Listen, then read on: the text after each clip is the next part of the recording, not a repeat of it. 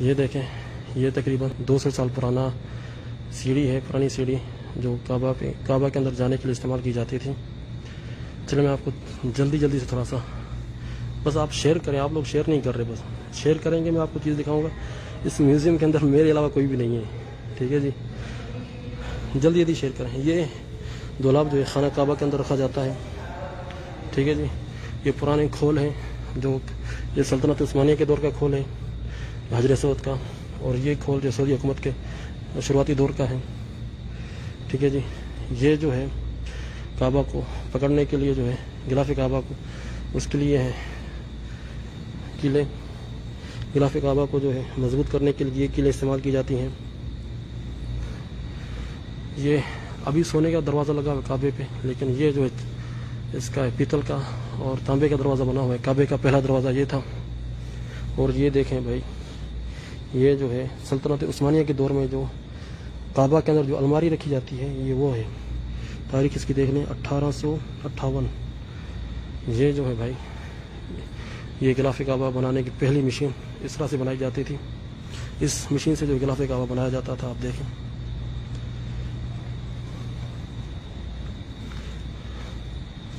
ٹھیک ہے جی،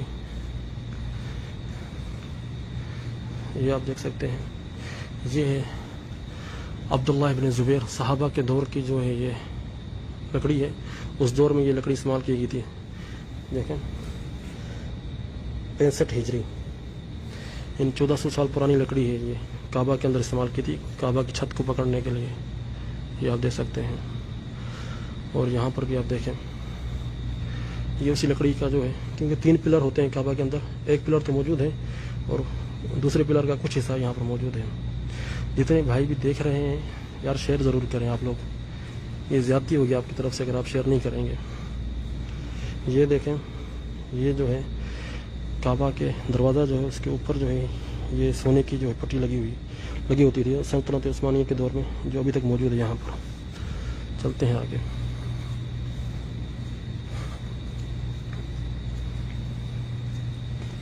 یہ دیکھیں جناب،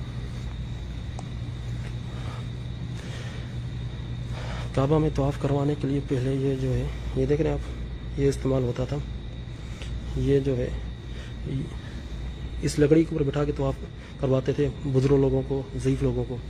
پھر اس کے بعد زمانے نے ترقی کی، پھر یہ دور آیا ویل چیئر، پھر یہ دوسرے والی ویل چیئر آئی، اور آج کل جو ہے الیکٹرانک ویل چیئر چل رہی ہے حرم کے اندر۔ اللہ اکبر، یہ آپ دیکھ رہے ہیں، میں نے اس کے اوپر تفصیلی جو ہے ایک ویڈیو بنا چکا ہوں میں بھی، لوگ وہ آپ کو چند دنوں میں مل جائے گی انشاءاللہ۔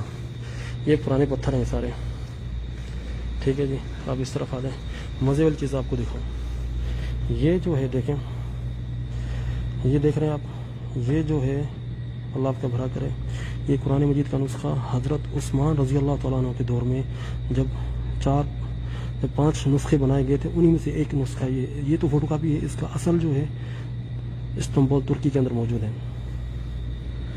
دیکھیں صحابہ کے دور کی لکھائی، اسے خط کوفی کہا جاتا ہے، یہ قرآن مجید لکھا ہوا ہے۔